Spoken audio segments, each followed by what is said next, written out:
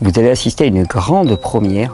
N'ayant pas trouvé de cobaye féminine voulant se prêter au jeu, vous allez assister à un massage de l'utérus chez un homme. Et voilà. Donc vous voyez une petite assiette comme ça, avec, on peut remplir aussi des framboises. C'est mignon. On remplit les framboises avec un petit pois, si pour essayer de lui faire manger. De toute façon, c'est sucré, ça va ensemble. Un petit bout de noix de coco. Voilà une assiette aussi où un enfant peut... L'école est un des moyens d'apprendre le temps contraint, l'espace contraint, la pensée contrainte, et puis surtout l'obéissance et la soumission, la conformation. 45 minutes. Mais alors les femmes ont tellement mal au cou, hein, Elles sont pas relaxées dans l'expérience, il n'y a rien qui se passe. Alors là, et puis si le bébé ne s'attache pas, on se décourage des fois vite et on peut même devenir fâché contre son bébé. Et c'est dommage. Il faut bien comprendre que la matière physique à partir de laquelle le bébé va être conçu, ce qui va constituer sa trame minérale, bactérienne, c'est uniquement les matériaux que va lui donner la maman. Et la maman, va lui donner ce qu'elle peut lui donner. Je n'avais jamais entendu parler de violence éducative. C'était un mot qui n'existait pas encore il y a 22 ans en arrière. Qu'est-ce qu'on va lui proposer à l'hôpital? De lui donner un biberon de complément au bébé. Le bébé va trouver la tétine bien plus facile, hein. Il n'a rien à faire, il n'a pas à aller chercher le lait, tout tombe tout seul. Donc il va faire une confusion sein-tétine. Et là, pour le remettre au sein, ça va être encore plus compliqué.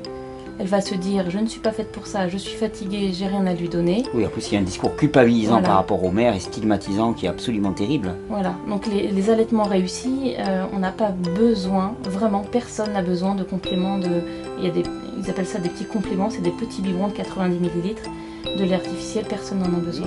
On dit qu'il y a à peu près 400% d'incidence en plus en 60 ans des allergies au blé, pour la bonne et simple raison que la structure du blé s'est modifiée.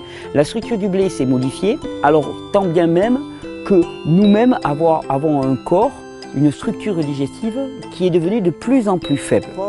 C'est pas une faute de faire des erreurs. Les erreurs font partie de l'apprentissage.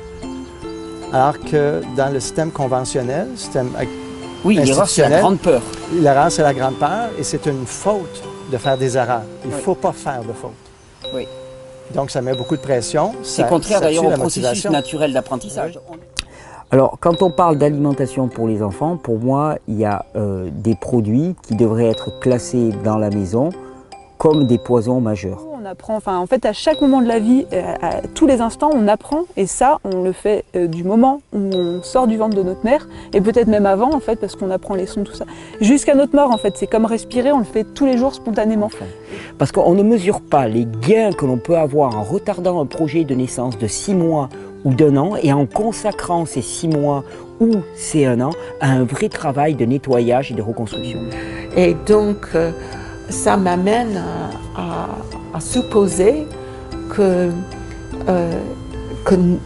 la position idéale pour le nourrisson humain, c'est abdominal pour téter, pas dorsal.